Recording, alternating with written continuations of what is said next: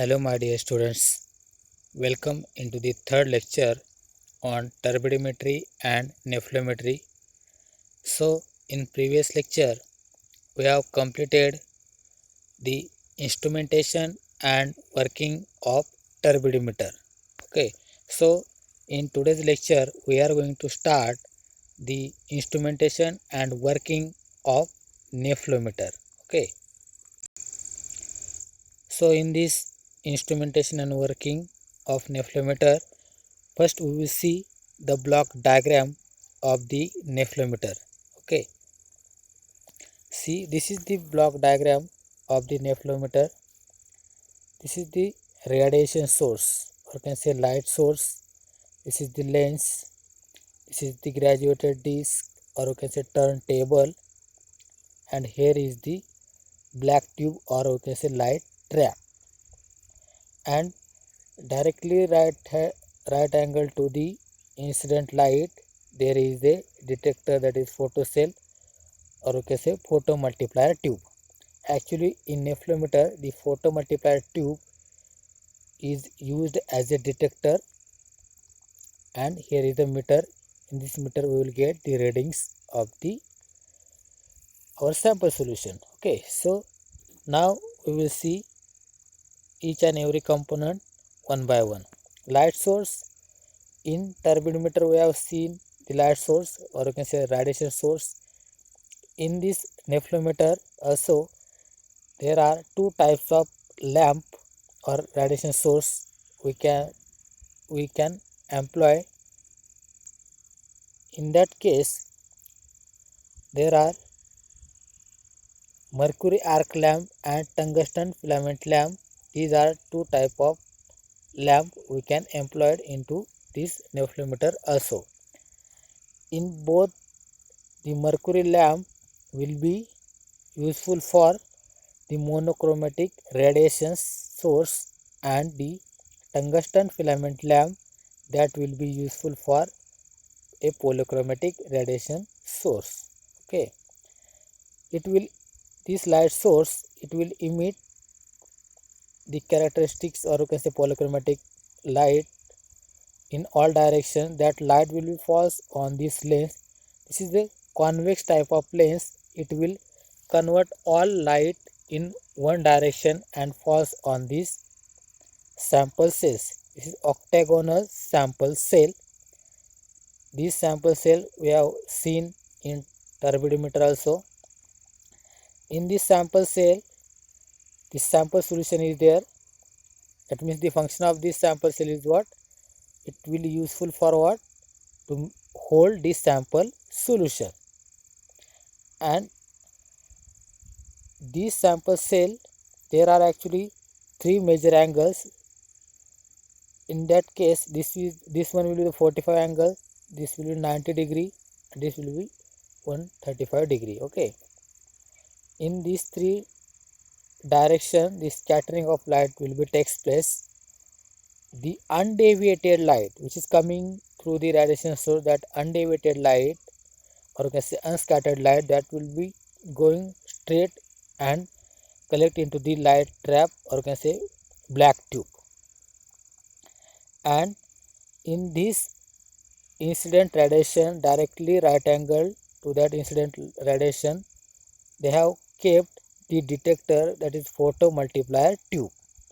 Okay, this detector will be read the scattered light which is coming from the sample solution of the semi-octagonal cell, and it will detect and it will show the reading into the meter.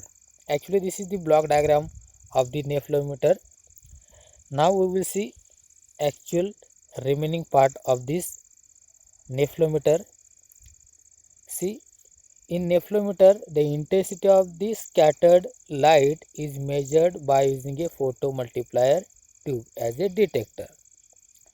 In case of turbidimeter, we are keeping the photocell as a detector, but in nephelometer, the photomultiplier tube which is used as a detector.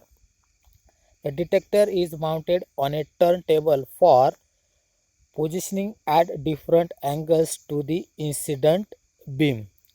Okay, that will be the 45 degree, 90 degree and 135 degree, etc. For what? To study the scattering of light at these angles. That means the nephelometry involves the measurement of scattering of light.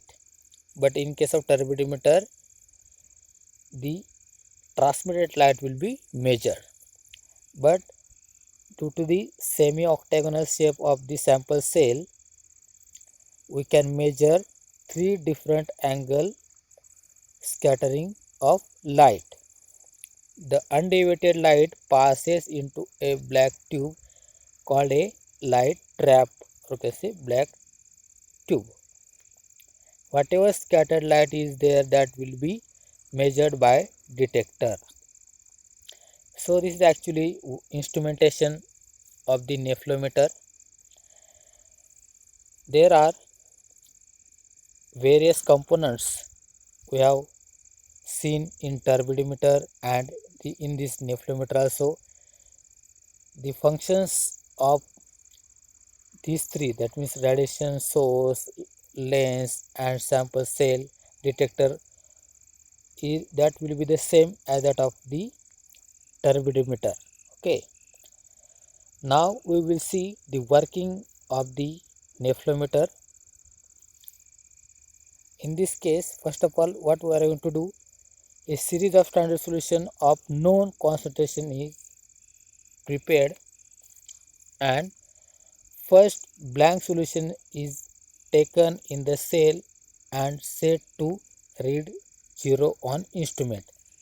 That means initially into the semi-octagonal sample cell we have to keep our blank solution, that means water, and kept into the instrument, and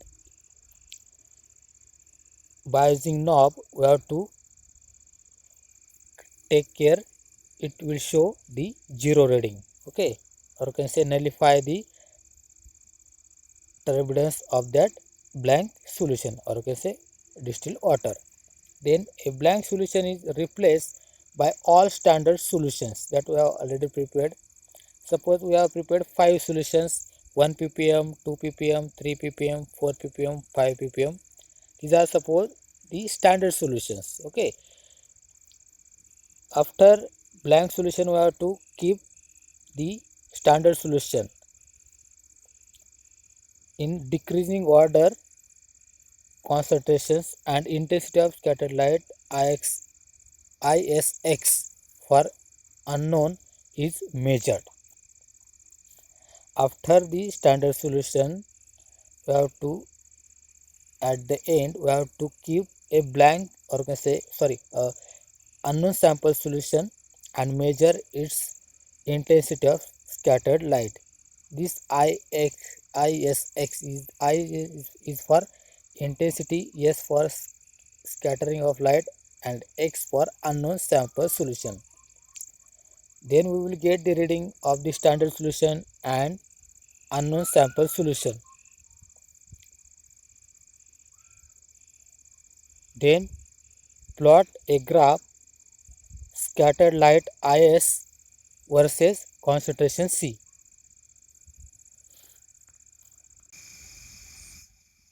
From the graph, concentration of unknown can be determined. So this is, we have seen the process of the working of nephelometer. Now we will see actual graph of the, or can say calibration curve for nephelometric analysis. See, this is the graph. This is y-axis. This is x-axis. On x-axis there is concentration in ppm, and on y-axis there is intensity of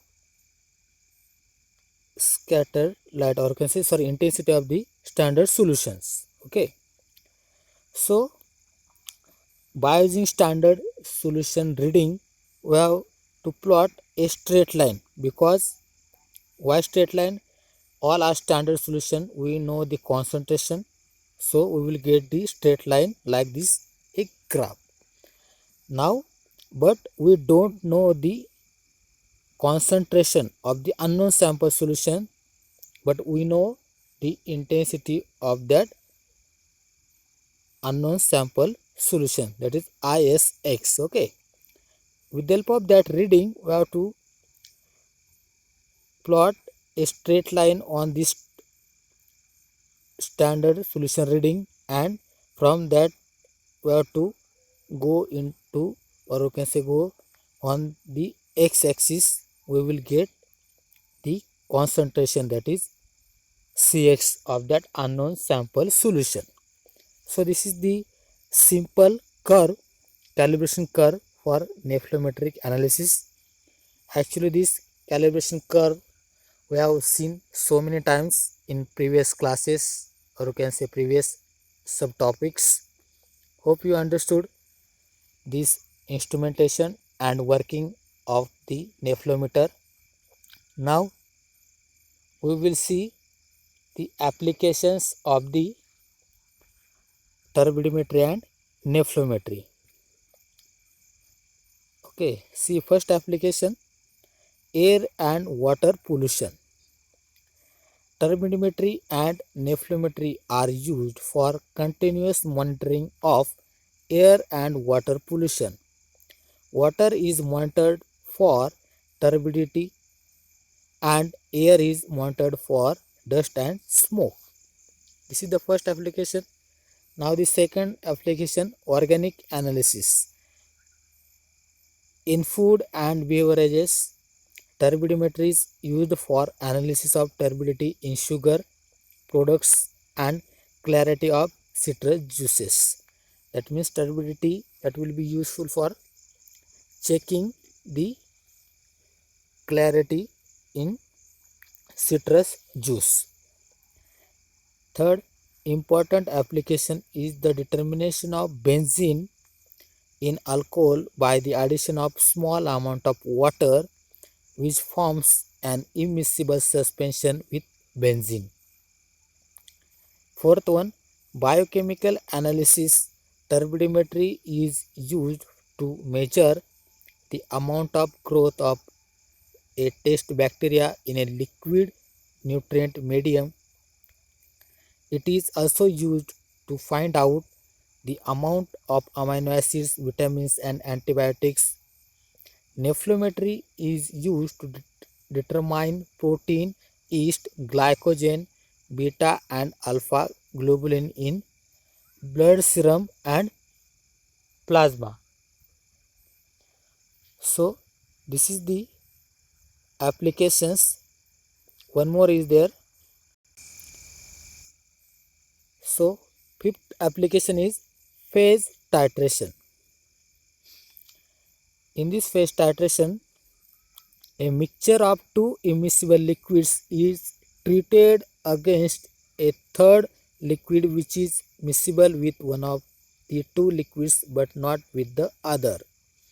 That means we have taken two immiscible liquid, into that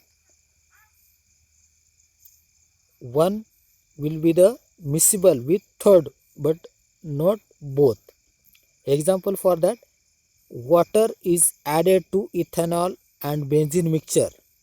Water is third liquid and ethanol and benzene is the mixture.